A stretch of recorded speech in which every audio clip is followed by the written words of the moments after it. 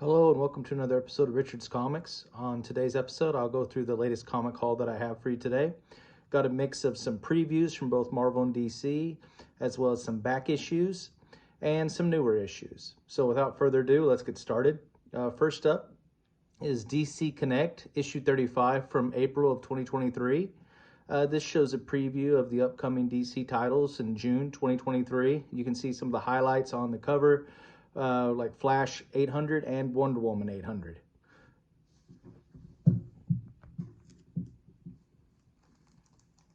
Next up is Marvel Free Previews, issue number 19. Again, it's previewing June 2023 upcoming storylines. Some of the big ones are things like Carnage Reigns is one of the bigger ones coming out, as well as Extreme Venomverse. As well as kind of the fallout of the current Mary Jane story arc in Amazing Spider-Man. So there's a lot of interesting upcoming books, as well as you can see the advertised Ultimate Invasion that they have coming out.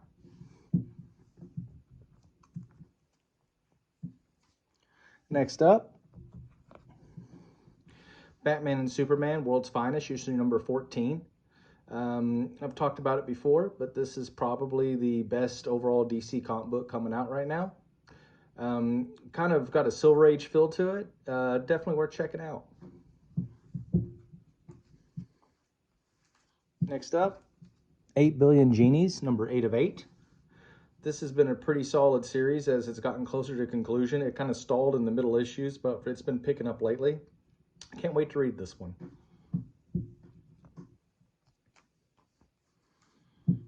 Next up, Gunslinger Spawn number 19. This has the connecting covers with the various Spawn books, Scorched, Gunslinger Spawn, and King Spawn.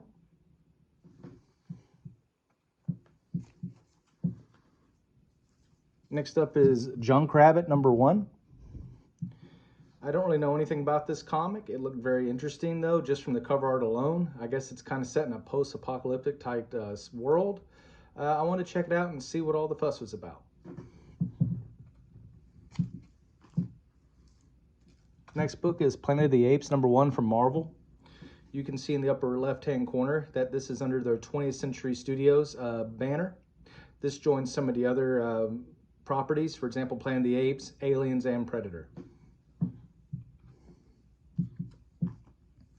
Speaking of, here is Predator number 2. This continues the story arc from the previous volume of Predator. For those not familiar, basically on the cover, I believe her name is Theta. Don't quote me, I could be wrong. But she is basically going around and hunting the predators. She's been out for revenge since her parents were killed by a predator in the previous volume. So we'll have to see where her adventures take her.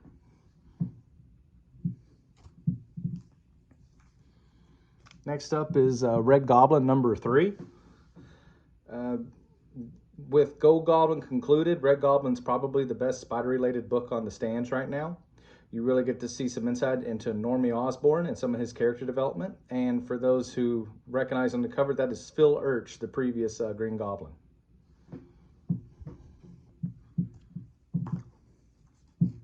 Next up is Spawn, number 340. You get a nice picture of Sin on the cover. For those who don't know, Sin is also Cain from Cain and Abel from the book of Genesis. So he's been around a long time, and he's basically been hunting the spawns and absorbing their power, and he is dead set on becoming the ruler of hell.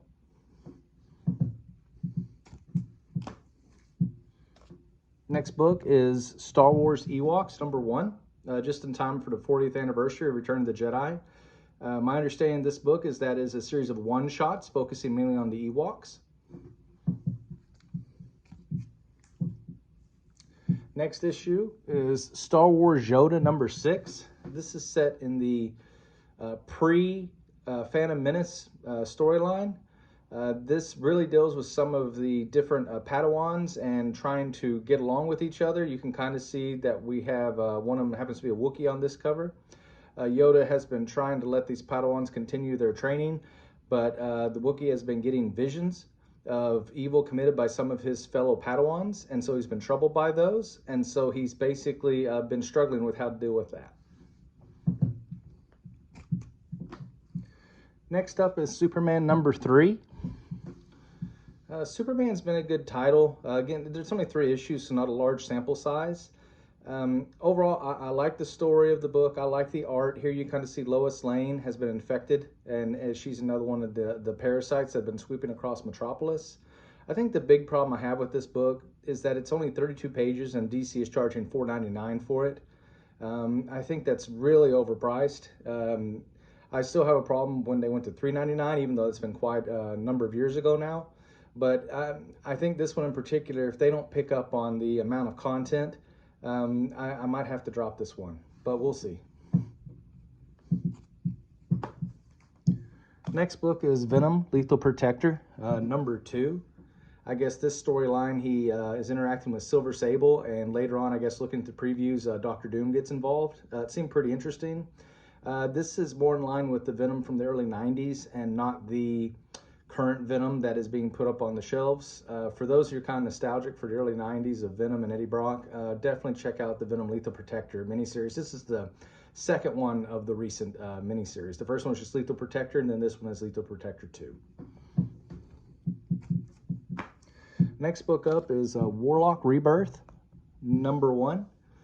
For those who read Silver Surfer Rebirth, it kind of returns to the early 90s. You can even see the classic logo there in the upper left-hand corner.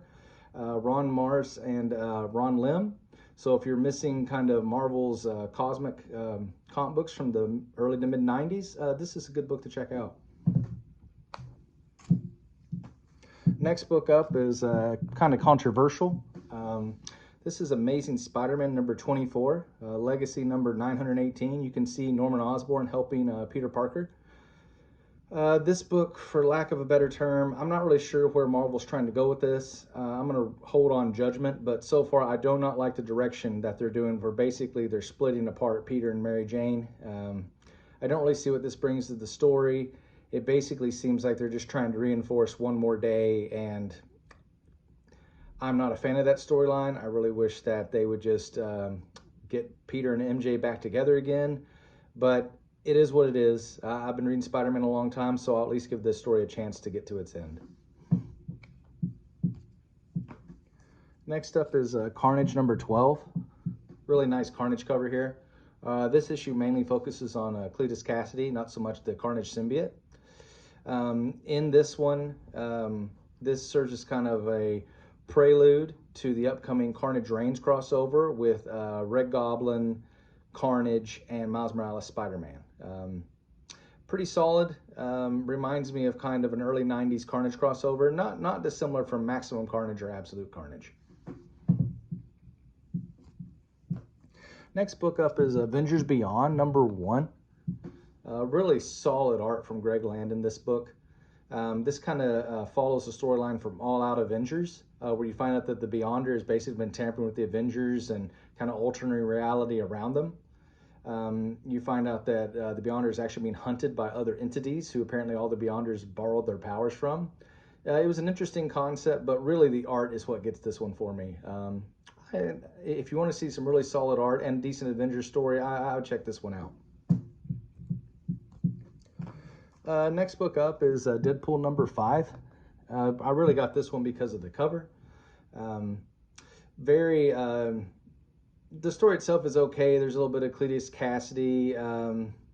Basically, they're trying to get a version of Cletus Cassidy like resurrected but using Deadpool as kind of a template and trying to grow him a new body. It's a little bit of body horror in it, but nothing too serious. Got a little bit of humor like you'd expect out of Deadpool.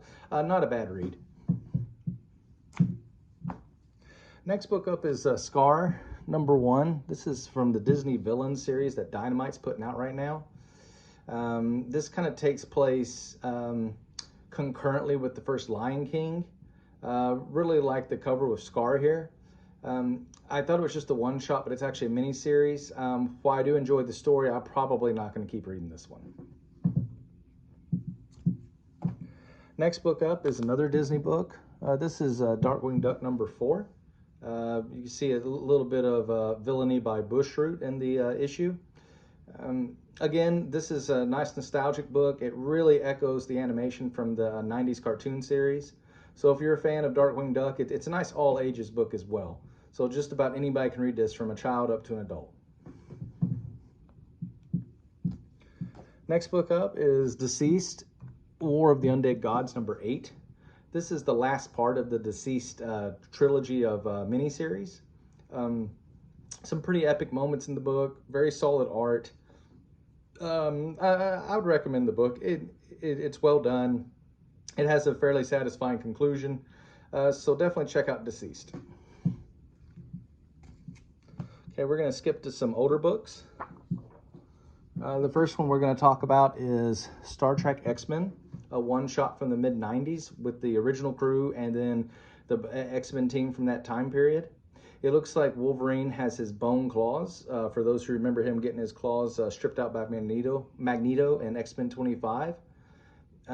So, like I said, it's a pretty interesting book. It's got the main X-Men team from the 90s, and of course it has the Star Trek original crew, so you can't go wrong there. There's also a sequel to this that actually has the crew of the Next Generation, the X-Men, getting together as well. Next book up is Incredible Hulk, number 319. This is from 1986. This is actually from the brief run by John Byrne on the cover, on the title, where he both wrote and drew it. This book is something to remember because this is actually the wedding of Bruce and Betty. So it's worth checking out. Very solid art by John Byrne.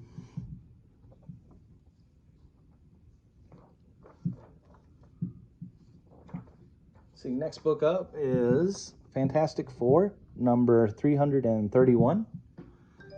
So while the Fantastic Four does go against Ultron in the book, it's really more of a dream. The characters themselves, the Fantastic Four, are actually held captive by a rogue watcher. And so each one of these issues around this time actually goes through one of the dreams that each one of the members of the Fantastic Four is having. It is a pretty solid issue, good story. It's definitely a nice little blast from the past, because I haven't read a lot of Fantastic Four from the early 90s and mid 80s. Next up is the following issue. This is Fantastic Four number 332. Really like the cover on this one. Again, continuing the story from the last issue. This is another one of the team members' dreams. I believe this one's about Invisible Woman, as they've actually been captured by the Rogue Watcher. So again, a solid title, good art, decent story. Would definitely recommend going back and visiting these books. Next up is Fantastic Four, number 362. I really got this one because it had a guest star Spider-Man in the book. It's also the first appearance of a character called the Wild Blood, which I don't remember that character ever showing up anywhere else, so he must not have resonated that well with the fans. Couple more to go. Next book is Spectacular Spider-Man, number 118. This is actually written by Peter David. This came out in 1986. As you can see, Spider-Man is trying to protect a child who has extraordinary powers from S.H.I.E.L.D. So it's definitely a good read to check out. And the last book to talk about is one called Aliens Genocide, number 4 of 4. I actually had the previous 3 issues of this miniseries. I hadn't seen the 4th issue, so it was nice to finally be able to finish this miniseries. Well, that's all the books for today. Thank you for watching, and I hope you have a good day. Bye-bye.